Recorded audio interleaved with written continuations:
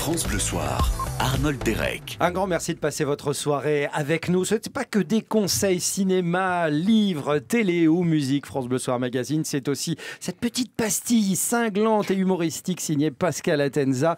Mais Emmanuel Macron entre dans le dur de son quinquennat, Pascal, avec la réforme de la SNCF. Notamment en mettant fin au statut de cheminot. Alors ça va faire mal. Les syndicats ont déjà prévu de nombreuses grèves, notamment le 22 mars. Alors je n'ai volontairement pas mis l'année de la grève, avec les retards.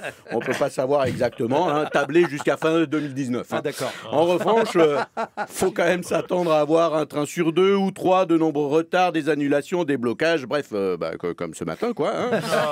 Et si ça suffit pas, ils iront encore plus loin. Ils iront jusqu'à résilier la carte Vermeille de Brigitte Macron. Pascal. Au Touquet, ils vont y aller en marche. Alors, dans un sondage paru aujourd'hui, pour 69% des Français, il faut en finir avec le statut des cheminots. Et on apprend également qu'il y a 19% des sondés qui n'ont pas d'avis sur la SNCF, qui n'en pensent rien, ils n'en savent rien, puisqu'à l'heure où je vous parle, ils attendent encore leur train sur le quai. Donc, dès qu'ils le prendront, ils vous diront. Alors, sur le statut des cheminots, il y a beaucoup de fantasmes, notamment l'âge de la retraite. Un cheminot peut partir à la retraite en moyenne à 57 ans. Mais s'il part à la retraite en train, avec les retards, les grèves, les pannes, quand il arrive à la retraite, il a déjà 62 ans. Vous voyez, c'est pas vraiment différent du privé. Ensuite, les cheminots ont des billets à tarif réduit pour leur famille. Alors là, oui, c'est vrai, mais ils n'en profitent pas. Non, pas fou, ils prennent pas le train, les grèves, les retards. Ils savent comment ça se passe, ils évitent.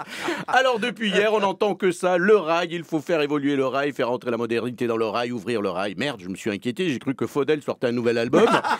Bah oui, on l'appelait le petit prince du rail, vous vous en souvenez? Tout le monde s'en souvient.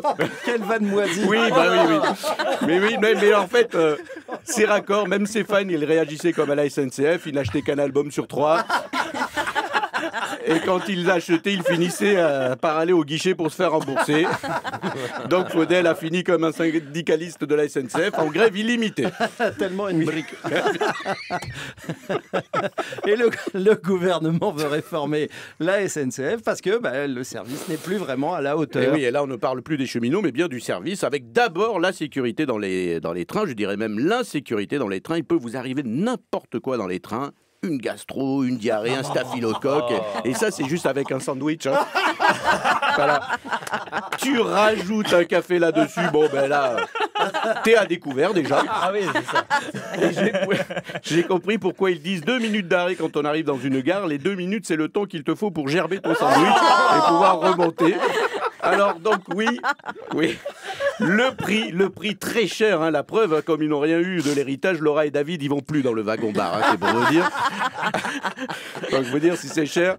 Alors la SNCF a quand même innové ces dernières années pour le bien-être des passagers. Ils ont créé une radio, Retard FM. Non. Mais si, très connu. Il est exactement, on ne sait pas. Ils sont tellement en retard qu'ils viennent à peine d'annoncer que les Beatles se séparent. Faut dire, mon Dieu, quand ils vont apprendre pour Johnny. Le choc. Oui, le choc. Pascal Atenza, on ne peut pas le faire. C'est vrai, je parle. Voilà. Ah bah tiens, justement, Johnny, on a encore parlé de lui dans les médias. Oui, alors cette fois, c'est Hugo Frey, tout le monde donne son avis. Alors lui aussi, ami de Johnny. Alors comme il y a 2 clans, lui, il est du côté de Laura et David. Et donc pour Hugo Frey, il n'a jamais été question de déshériter ses enfants avec cet argument de poids, je vous jure que c'est vrai. Il a dit, Johnny n'a jamais prononcé le mot déshérité. Alors je sais pas si c'est une preuve, si on doit faire la liste de tous les mots de plus de 4 syllabes que Johnny n'a jamais prononcé. Je sais pas si c'est vraiment... Ah non, Pascal. Donc merci pour l'intervention de Hugo Frey. Là, ça commence à devenir lourd. D'ailleurs, sur l'affaire Johnny, j'ai envie de faire comme à la SNCF, terminus, tout le monde descend. Et je sors, allez. Pascal Atenza. Pascal Atenza, Décap Lectu. Vous retrouvez également cette chronique tout en images en allant faire un tour sur francebleu.fr.